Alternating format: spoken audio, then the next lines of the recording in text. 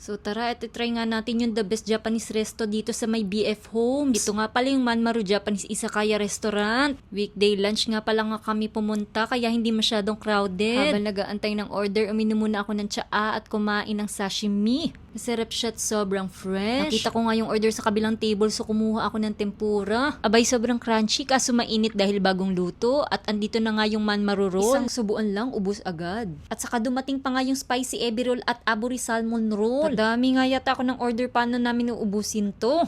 Pero no retreat, no surrender, kakainin natin to. Sakto lang yung anghang niya at hindi tinipid sa topping. Siyempre, tinikman-tikman ko lang kasi hindi ko kayang ubusin lahat. At may isa pa nga ang order na pinatikim na hindi ko naman maintindihan kung ano to. At pagkatikim ko, ang masasabi ko nga lang ay...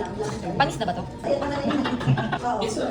Paano may dressing? Balsamic vinegar. Pang social kasi yung lasa, ito na nga yung last, yung okonomiyaki. Sa sobrang katakawan, ayan napaso, ang init pa lang. Overall, ang sarap, uulitin ko kung libre ulit. Halata naman sa mukha ko na nagustuhan ko talaga.